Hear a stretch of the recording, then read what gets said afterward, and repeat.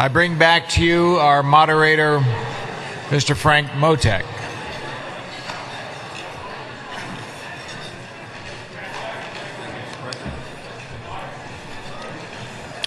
Thank you very much, Mr. President. We'll continue our program now as the working lunch continues, so please shut the front door.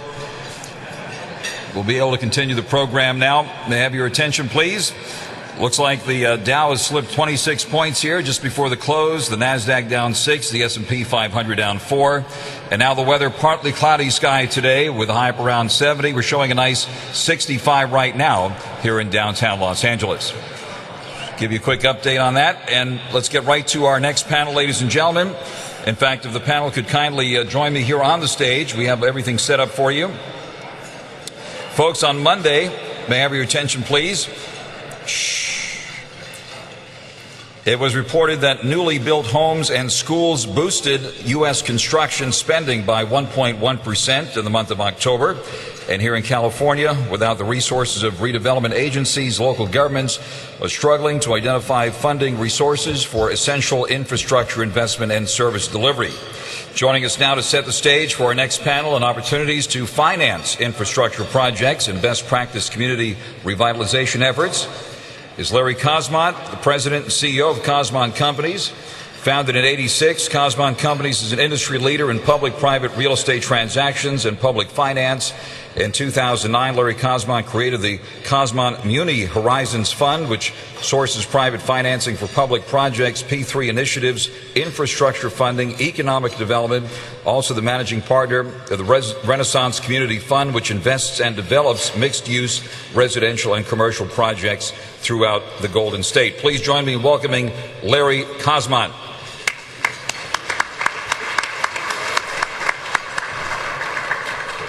Thank you, Frank. Thank you. Pleasure to be here always. I think the role of SCAG is essential for our region, and I think we're about to step into a warp drive situation for SCAG in the future. And why do I say that? Because we're in a new world.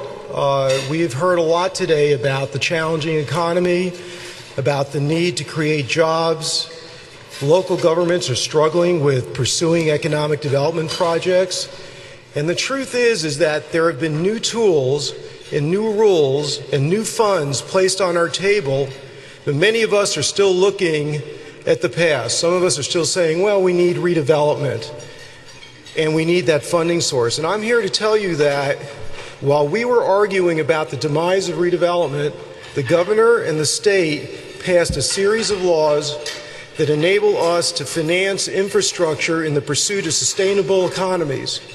And once we change our mindset from just tax increment to carbon footprint reduction and the economic benefits that we can derive from that, we'll start figuring out very quickly how to start moving forward on economic development projects that accomplish sustainability, accomplish greenhouse gas reduction, and promote local economic revitalization. That's a lot of what this is about. So if you really look at the new playing field, I call this the new template. The rules that we're playing with now have both funding sources and financing structures. We're in a world of about, as Hassan indicated, $1 billion plus a year in greenhouse gas revenues that can be leveraged through a new tool called Enhanced Infrastructure Financing Districts. Financing districts on steroids. And the ability to get this done lies in the details of converging these programs, and the details are really about regional partners and working together in terms of achieving solutions that relate to transit, reducing vehicle miles traveled, building economic development projects that create jobs across the spectrum, providing affordable housing, providing transit that's interconnected, and in general, finding a way to use the money that comes out of cap and trade. That's a new tax increment for us. That is the new tax increment. The money that comes out of cap and trade, and leverage it into economic development projects. And these are the players in that formula. And these are the pieces of the puzzle that we're trying to solve in this state. So what I'm really suggesting to all of us, because I know so many of you, For 30 years, we've been creating redevelopment project areas to take tax increment and put it into retail sales projects and to create jobs and induce local economies. There's a new game in town. It's called keeping your industry by enabling them to conform to a better carbon footprint, reduce greenhouse gases, get paid for that, and use that money as part of a regional infrastructure financing district to develop private sector jobs and taxes, leverage infrastructure for private development.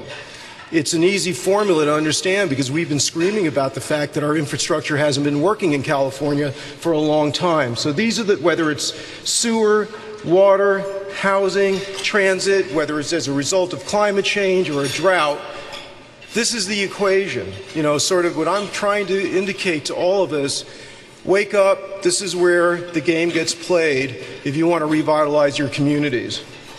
So how did we get here? It's been pretty incredible. On the left, in the green, what I call the economic development pieces of legislation. Now here's the interesting thing about the left side. It's all about infrastructure financing districts. Here's what happened last year in the legislature. AB 1450, pension fund override, no. AB 2280, RDA 2.0, no. AB 2493, 2011 bond proceed clarifications, no. Everything related to redevelopment, no, no, no. So what about no that we don't understand? Here's what they said yes to. Infrastructure districts, enhanced infrastructure districts, Prop 1 money, requirement on the right side, compliance, fix the air, fix our water, fix our groundwater, provide transportation. When you look at this highway that gets created, it's a nexus. There is a pathway that hopefully reduces vehicle miles traveled, by the way. There's a pathway that gets us funding from sources like Prop 1, from the Greenhouse Gas Fund, over to policy execution. And guess what? This is where SCAG comes in, because when you have the policy that is being funded, that is being supported by financing infrastructure, directed toward regional sustainability, as Hassan said, the Sustainable Community Strategy Plan. Basically, they said, Hassan, here's your funding program. Now figure out how to do it regionally, figure out how to do it locally. And we're going to give you money. We're going to give you 535 funds. Sorry. You're going to give me technology lessons. So we're going to give you 5 greenhouse gas funds, and we're going to spend it on high-speed rail, low-carbon transit, affordable housing. It's a list that is, I think, significant because with it, when you match this list of funding sources with the infrastructure parameters and priorities of an enhanced infrastructure financing district, you're spending money on the same things. You're structuring the same deals. So you've got money on one side, and then you've received tax increment back through an EIFD, plus this money, plus other sources, and I'll show you that in a minute. So the cauldron gets filled. And what's the cauldron of funds supposed to do? Everything that SCAG has laid out in the last 10 years. The federal transportation, the FTIP goals, the air reduction goals under 32 for 2020, the drought management plans, new law, new infrastructure, regional and local, and the further mandates to reduce carbon footprint and improve quality of air and resources by 2035. These are the goals that basically are going to be paid for by the convergence of money and infrastructure financing in a series of regional and local economic development projects to be built over the next 20 to 30 years, in my view. This is the new redevelopment. And it's not perfect, and it needs work, but it can be done. So let's talk about how it gets done. We know that cities have basic tools to work with to produce economic development. They own property, they have land use and zoning, they can create special districts, but there's 2 new tools here. On the bottom, you can see greenhouse gas reduction funds and enhanced infrastructure financing districts. These are the new players in the equation of unfolding an economic development strategy, which, by the way, creates an opportunity for sustainability, which, by the way, gets us further down the road in achieving all of those policy goal sets that we put together over the last 10 years. And in the case of SCAG, as we look at this, because that's the importance of this Congress here and this day, if we're looking to backfill communities and to improve the life and quality of communities of need, what better way than to figure out how to use these sources to create public-private partnerships, to create financing structures that can install infrastructure for the short term and the long term, and can do that and explore it either using an enhanced infrastructure financing district tool or any other JPA tool that's available to us under the law. So we can do this not only with EIFDs, which are half-baked right now and need to get fully baked, but with existing JPA laws that we've had on the books for years. Why? Because we have new funding sources. And basically, this diagram just shows you that it can't get done by SCAG alone, it can't get done by a JPA alone. It's going to take local, regional cooperation. I think that's what we've been about here. So let me just talk for a minute, because a lot of folks have been asking me, do these EIFDs really work? The question is, I'm not sure yet, but I can tell you what. Here's what they do. They allow a city or a county to enter into a public financing authority agreement to select an area in which they can use their own tax increment to leverage up infrastructure dollars to fund projects. They can do that by going through an infrastructure financing plan and having it approved. If they need to put the district together, it can be done without a public vote. It needs acknowledgement of the agencies that will participate. If they have to leverage bonds, they do need a vote. In the case of 11 or less property owners, then that vote is a lot less significant than a jurisdiction or district-wide vote. But it can be done in many cases with the smaller number of property owners. So also, EIFDs have been moved into areas of base reuse. There's special legislation that approved IFDs for base reuse areas, as well as communities of need. So this is the wave. Now, we're going to have to figure out how to make it work. But here is the elixir that I like for all of us. When we did redevelopment, we had one tax source. What was it? Tax increment. EIFDs have a bunch. This is what I call the smorgasbord of public financing. You can, in fact, use in your IFD district, with the consent of the taxing agencies in that district, local taxes, development agreement fees, Melrose charges, greenhouse gas funds, a whole series of funding sources, vehicle license fees, in addition to your share, your local share tax increment. What you can't touch is the education agency's tax increment, but you can touch the counties and the cities, and you can include special districts that affirm it, that agree to do it. So this is a broad-based financing tool. When you add $1 billion a year that could be eligible for a lot of these same projects through this funding mechanism, you've created a very interesting cauldron of opportunity. And it's something that we're going to need to perfect, because guess what? Besides this, there is no other game in town. This is it. So we have to get it right. But it's there. The tools are there. The kinds of projects can be anything from light rail infrastructure to all sorts of public facilities, police stations, fire stations, drought relief mechanisms, water improvements. There's a whole bunch of things you can do. Many of the planning priorities that were established in the Compass Blueprint program can now be funded through this mix.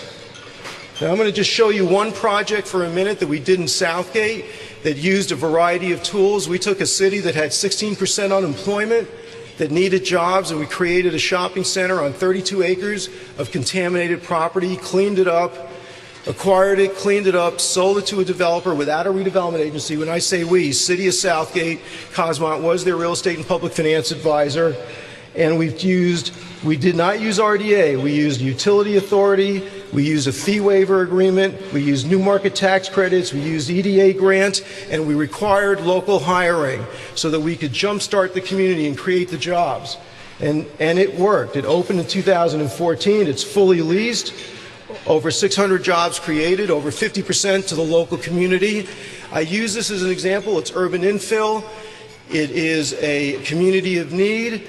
It resulted in a job program, and it used multiple sources of financing, not redevelopment. And that is what this New World Order is all about. So let me just say, I think we can deliver on the issues that we face. It's not going to be easy. It's never easy. When we started redevelopment in 1955, it wasn't perfect.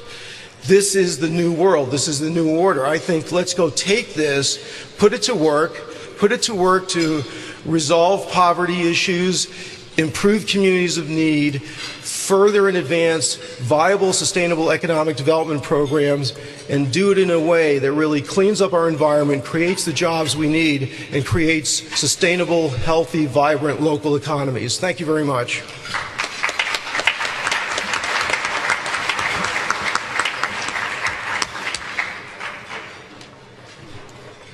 Larry, thank you very much for your presentation and for keeping such careful track of all this. And let me just follow up with you right off the bat here on this SB 628, which is getting a lot of interest, allowing local governments to form new enhanced infrastructure financing districts, bringing back some of the former powers of the states, abolished redevelopment districts. What are some of the biggest ways here, Larry, in which these new entities can improve the local infrastructure development? Yes, so thank you. I think we're looking at the ability to create mixed-use transit projects, interconnected infrastructure projects, rail, light rail, bus transfer. I think we're looking at affordable housing, which that's the huge priority being driven by the Greenhouse Gas Fund, and that's part of this legislation as well. So there's nothing we can't do. The list is pretty compelling. You can also do private industrial uses. You can clean up private industrial property. So this has the EIFD law allows a very significant list of improvements. The key is, will we be able to validate the use of these various revenue sources to the financing community? Will they buy off that these sources will be there in the future so that we can sell bonds against that source so we can leverage? That's going to be what we're going to have to work on in this state, because we were able to validate tax increment as a saleable, leverageable income stream. These are a big variety of income streams yet to be validated by the financial markets. Let's turn to our panelists now. Nancy Andrews with us, ladies and gentlemen, the president and CEO of the Low Income Investment Fund. That's a U.S. Treasury designated community development financial institution. She serves on numerous community development and environmental boards and committees, including Bank of America's National Community Advisory Council, Morgan Stanley's Community Development Advisory Committee, Capital One's Community Advisory Council, and the National Housing Law Project. 30 years community development experience, including positions as Deputy Director of the Ford Foundation's Office of Program-Related Investments and Chief Financial Officer of the International Water Management Institute, a World Bank-supported development organization. Nancy, give us your view of things here and your reaction to the presentation we just saw here today. Sure. Well, I'm just going to begin by saying a little bit about what my organization, the Low Income Investment Fund, does. Because I think it fits very nicely with what I've been hearing at this conference today. And I want to begin by just thanking SCAG for including the voice of community developers like me working on the ground in neighborhoods across the United States. And sometimes when I speak to audiences that I don't know very well, I feel like I'm just looking out at faces of people that are very likely to become very good friends over the future. So I invite you all to get to know us a little bit, and maybe we can help in some of the challenges that you've been facing. But we're an organization that for the last 30 years has been dedicated to the mission of poverty alleviation. And we work in many of the areas that you've been talking about. We have invested over $1.5 billion of capital into deeply targeted low-income communities, and we've invested in the areas of housing, in early learning and child development, in education, in transit-oriented development, and in health and in healthy foods.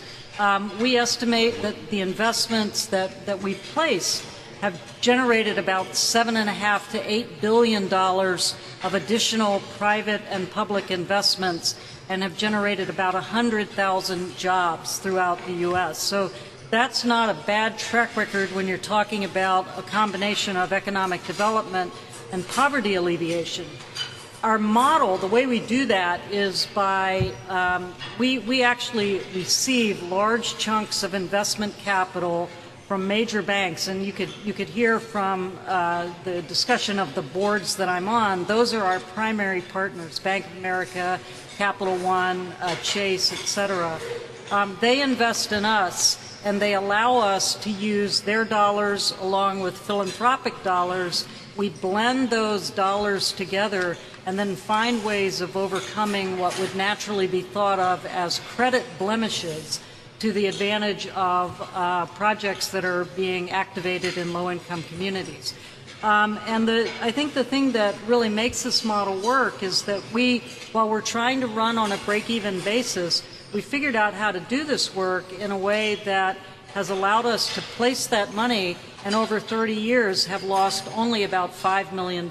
So no investor has ever lost a dime or ever missed a payment from our organization, and yet the output of all of that is about 100,000 jobs. So I think that there are new ways and new partners and new opportunities. Anytime the landscape shifts, as it has in California, what you begin to discover is that you do have a room full of new friends and new partners that can help you find a pathway into the direction that you want to go. All right. For those who are sold on what you just said, what's the best way to contact you on all that? How to contact us? Yes. I would suggest you go to our website, which is www.liftfund.org. And there's been a lot of tweeting going on, and I've seen our logo go across the screen, so that's a great way as well. All right, terrific. Ruben Gonzalez with us now, community organizer, consultant for LA in Sync, a partnership started by the Annenberg Foundation to bring together the academic, civic, nonprofit, business, and philanthropic sectors of Greater Los Angeles to pursue and win major funding opportunities here in this area. Ruben provides consulting services to nonprofits and foundations on topics including multi-sector neighborhood revitalization strategies, crisis and emergency management, community building techniques, previously serving as senior advisor with the Center for the Study of Social Policy. Ruben Gonzalez, how do we pump up infrastructure and improve the financing picture here? I think LA in Sync was, and I think what I heard was something that's consistent with LA in Sync, and that was the need to create portals for the kind of, portals for diverse stakeholders to gather and a kind of clear platform for the type of collective action to have the type of impact that folks are really interested in doing. LA in Sync was created in part to really look at figuring out how we might further resource the region, how the region could get its fair share of federal, state, and philanthropic dollars in ways that we don't believe we have in times past. So as was mentioned, LA in Sync is really a groundbreaking partnership that brings together public systems, philanthropy, business leaders, academic institutions, and nonprofits with one sole purpose, and that is how do we submit the most competitive applications and secure those funds. We talk oftentimes that just simply being eligible for a grant isn't necessarily being competitive. So what I've been hearing in all the panels is really consistent with a lot of what we're proposing. Thank you. And Richard Dozier also joining us now on the panel, Principal Trade Specialist, Riverside County Office of Foreign Trade, with the county for 12 years in economic development, focusing now on international development, business attraction, and business retention through foreign direct investment and export development. Just driving here today, we saw the Korean Era-funded tallest building on the West Coast being built there at the corner of Fig and Wilshire, and obviously a lot of foreign money now helping to change the skyline here of Southern California. Give us your view of things here today. Well, first of all, am I in the Bonaventure Hotel? Okay. Because I was at another hotel just prior to being here, and I said, well, I'm supposed to go to a SCAG meeting, and I'm going to be on a panel. Oh, well, it's this way. They brought me into a room. They got ready to sit me down on a panel. It was the wrong hotel, and it was the wrong organization. I just want to share that with you. So I want to make sure before You got the right one here? Yeah, I got the right one. Oh, good. Okay. Our Office of Foreign Trade out of the county of Riverside, our supervisors made a decision. How do we post RDA or how do we post-recession help our Riverside County economy? And one of the ways we decided to help our economy was through foreign trade programs. And how does that equate to cities who are trying to get money to figure out how to do infrastructure and how to do municipal projects? Well, what we found out is that there was a little-known program called EB5. Many of you may know what it is. How many really know what EB5 is and does? That's wonderful, because that's probably 100% more than could have said that even just a year ago. But EB5 is a federal program that allows foreign investors to invest $1 million and get a visa for them and their immediate family. Little known program. How does that work, and how does it affect our county economies?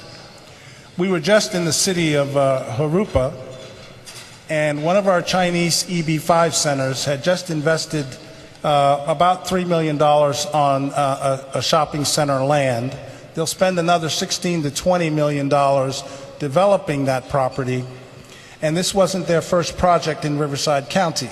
They've already invested over $25 million just in land purchases, and when they build out those projects, they will have invested over $100 million in foreign direct investment dollars. And I want counties to understand the impact that that can have for your communities. The mayor was they gave a party because they weren't through the permit process yet, so they couldn't officially give a groundbreaking.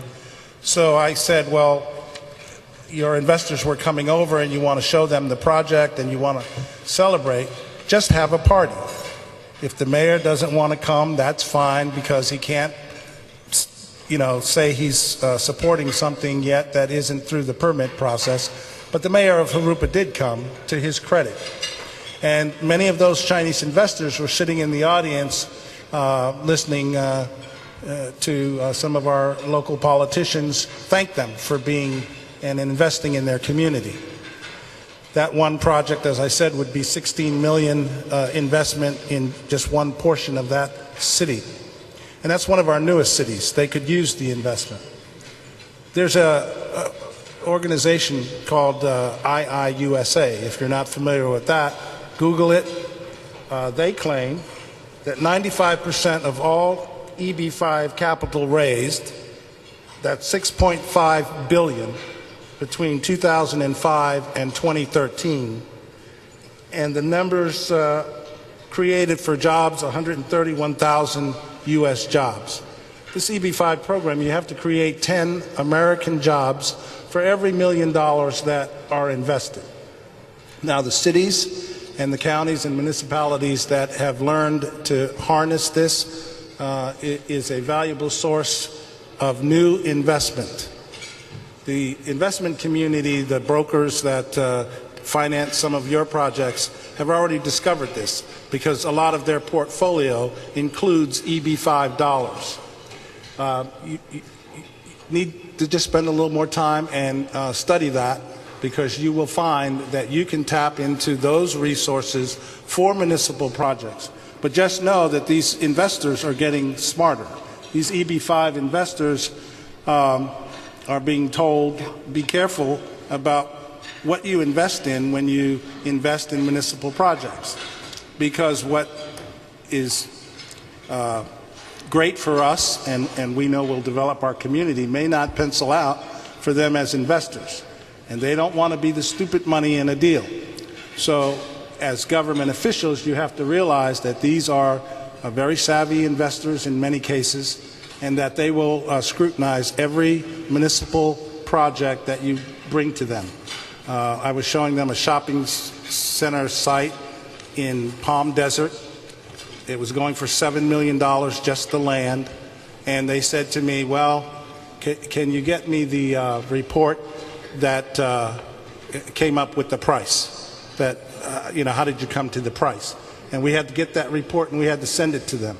And they're studying that report right now to decide whether they want to purchase that land and develop it for a shopping center. That's what we do, and we help them, and this is a new source of income. Richard Dozier, thank you very much for your presentation on that. Larry Cosmont, let me ask you, obviously affordability is not an issue for people that have money, and certainly what we just heard there, a lot of foreign interest being courted to invest here. How is that going to help local folks here in government as well as in the private sector? Do you foresee that money still flowing in a big way here in Southern California? Yeah, I think, by the way, Cosmont Companies has a partnership with California Golden Fund, which is an EB5 regional center. We actually did the W Hotel and created about 600 jobs using EB5 investment money. And we're working on several other projects. So we are believers that the foreign investment money is a good form of leverage for a lot of projects. Now recognize, though, we talk about affordable housing. Housing, other than the construction jobs, does not yield the level of full-time equivalent job generation for most of the investments that will qualify for EB5. Congregate care does, and special needs housing does, but typically just straightforward market rate or below market rate housing doesn't quite work for EB5 funds. But EB5 funds can fund hotels, they can fund industrial expansion, industrial development, and a series of commercial projects, and they're doing that all over the state. We're seeing it downtown. The Marriott was funded using EB5 funds. The W Hotel, again in Hollywood, the Cosmont did, has worked out. So these are real viable monies. I will say this, that having been to China to sell these investments, it's not really that easy. You have foreign investors who are, obviously concerned about getting their return of capital and getting their green card, and so they're very scrutinous of these investments, and they require full entitlements and a full track record of investment by the proponent. Otherwise, they just get nervous. So it's not the easiest form of financing, but it certainly is a viable form of financing, and it can be used for infrastructure as well. Nancy Andrews, given your connection to the financial services industry, give us your update. We had obviously ominous predictions during the financial crisis about all these municipal bankruptcies that never happened, and concerns about state budgets and all that. Obviously, the picture has improved dramatically, but for traditional financing sources, what is the current situation out there, and have things returned to normal? Yeah, we're seeing, we work across the United States, so we are involved in multiple markets, and we're really seeing kind of I would call it a tale of two cities in a way. If you're looking at the coast, you're seeing things not only return to normal, but starting to heat up. But if you're more in the heartland or in less robust markets, we're actually still pretty flat. And we're trying to figure out how do you, if the question that we're addressing and that you are at this conference is a question of poverty and opportunity and equity, how do you take what really amounts to a combination of the hot water pool and the cold water pool and figure out how to operate in both of those at the same time and achieve mission and achieve our objectives?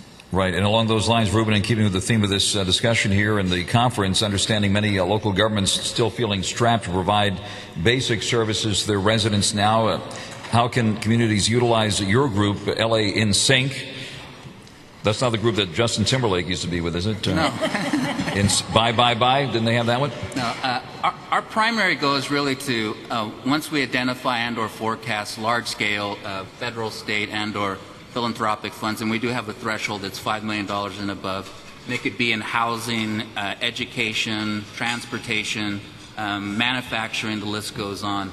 Once we identify those opportunities, we really help to pull together a cross-sector partnership. We're really, the feds are really placing a huge premium on these multi-federal agency initiatives that really require this kind of cross-system, cross-sector partnership to be able to respond and compete. So our group would come alongside and support a regional partnership to apply and compete for this particular opportunity. There are some examples of kind of neighborhood revitalization efforts that LA Sync has supported.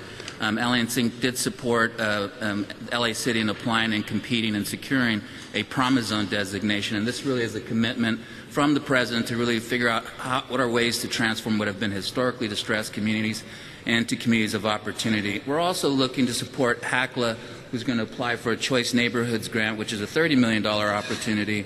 So there's a number of different initiatives that are coming from the administration, from philanthropy, that we're really figuring out how we might proactively position partners to compete for those dollars. So is there an application process, or how can people access the money that you're talking about? There is if you go to lansync.org, there is a request for support form that is on the website. And Larry, I've seen you at other conferences, and you do a great job of bridging the public and private sectors. What do you think the folks here in the audience with the cities and counties, what should they know to let private investors know that they're open for business? Well, I think the question is for the private sector to truly understand that city halls have no choice but to be in the economic development business. I think that we need to improve our communities, and the state financial structure doesn't give us a lot of ways to generate new taxes unless we go through an election, which can be a painful process. And in fact, we've gone through so many that we're just undeniably the most expensive state in the country now. So we're taxing ourselves instead of figuring out how to do business. But the message from City Hall to the private sector has to say, we're here to structure a deal with you. We have tools now. They're different than redevelopment, which is what the private sector used to look for.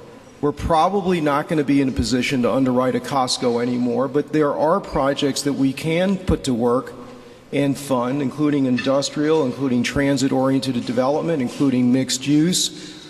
And these public-private projects are viable. And by the way, Mr. Developer, the rules of environmental clearance are going your way when it comes to infill.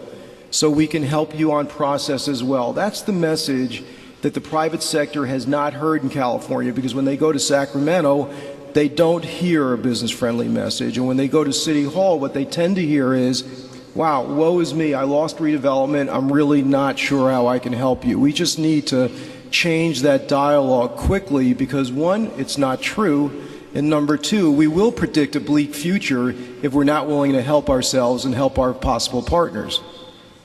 Looks like we'll have some time for some questions from the audience. Once again, I think we have the microphones available to bring them out to you in the audience. So is there another second question out there for our esteemed panelists on the specific issues that are being discussed here now on infrastructure and financing? Do we have another question from the audience?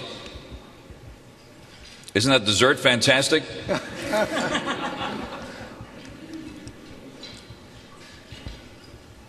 Oh, good. We have the microphone out there now. All we now need is a question then. How do flies walk on the ceiling? It's a good question, right?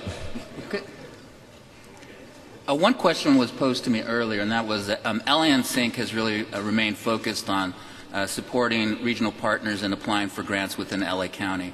And so someone had asked me earlier what might be, the opportunity to look at expanding to throughout the SCAG region.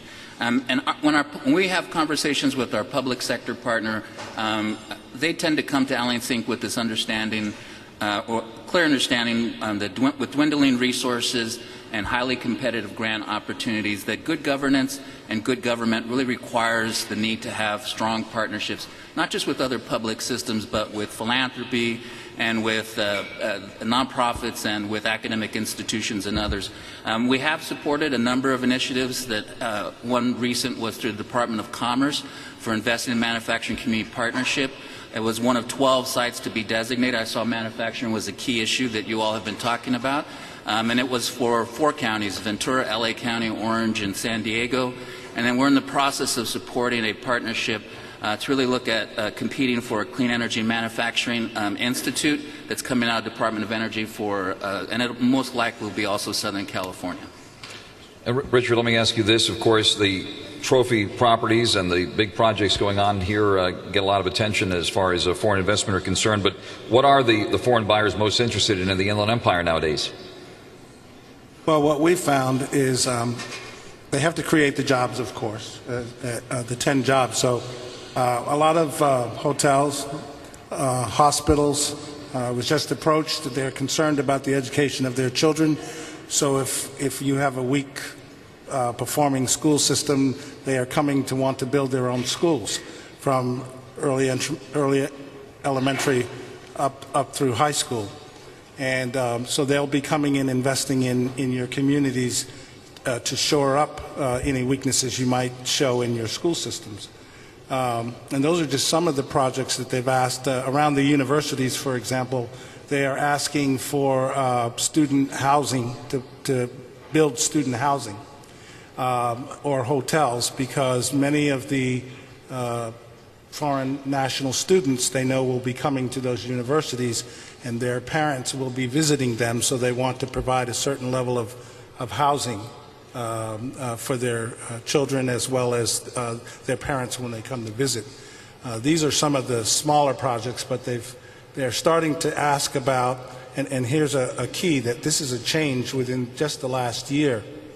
They're starting to ask municipalities, okay, we know that it's been difficult to try to build out some of these projects that used to be RDA projects, and now you have to, it's post-RDA and you can't do that anymore. And they're saying, what were those projects? How can we help? And if the city, I think the city of Riverside just sold a piece of land that was an RDA project to build a hotel near UCR, the university. They bought that property, and they are, in fact, they hired a world-class architect to design the hotel that they're going to put on that particular site. And then they said, well, okay, what else do you have near the university where we can do similar type projects? And then they asked, well, if the city doesn't own the property, but it's something that they wanted to see developed out, could they share that plan with us now that the RDA funds are not readily available? And we sat with, I use Riverside as an example because we have a close relationship and partnership with the city of Riverside. And they sat down with their property people and with a couple of investors and showed them, well, we don't own this property, but our plan to expand the city or improve that area of the city, here's a plan that a developer couldn't execute on. We still would like to see it executed on. Would you kindly look at that project? And if you do decide to invest in it and develop it out like we had hoped it would get developed out, then we can help you fast track or help you with the permit process or give you special attention to get through the project. And so those are some of the things that we're seeing. Thank you for that. Sounds like you guys are rolling out the red carpet there for foreign investors. Larry, any suggestions here, any growth areas that you see, and any suggestions for this group on how to improve their chances of attracting this kind of investment? Yeah, so I think if I'm on a city council, a mayor, or a city manager, I think the question I'm asking myself is, you know, how can I position these new tools to attract this investment? And the way to do that, and I think all of us need to be doing that, we need to go back to our communities and take a look at a map and see where the convergence of zoning, large pieces of property, publicly owned pieces of property, such as the stuff that'll come out of the PMP, infrastructure requirements and infrastructure linkages like transit, find the area that has the greatest common denominator and start to look at creating that new district. Because once you create the district, remember it's an infrastructure district, infrastructure jobs attract foreign investment. They like making an investment in infrastructure, unlike we do in this country many times. And so they will, in fact, be attracted to an IFD, and they can and bring startup capital for you, which is very good, because in any district, as you wait for a tax increment to gel, you're looking for startup capital. So I think there's a perfect match. But in any case, whether you're going to consider, you know, an investment from a foreign investor, you know, in some communities you just don't have the targeted employment area quotient where you can reduce that investment to 500,000 from $1 million. So in some cases you may not be fundamentally as attractive to a foreign investor who wants to get the same green card for 500K versus $1 million. You still need to lay out your community and see where you want to put that IFD, and you want to figure out, is the county your partner? Are there other special districts to be your partners? Because that's where you're going to create the playing field to leverage up income and start generating jobs and taxes and housing and infrastructure. So that's your homework assignment. Go home and figure out where you want to put an IFD. Ladies and gentlemen, thank you very much for your attention. Please thank the panel as I welcome back to the stage Hassan Akrada, Carl Morehouse, your president. It's been an honor and privilege to be with you here today. Thank you very much, and Godspeed in all of your important work. Let me turn the program back over to Hassan.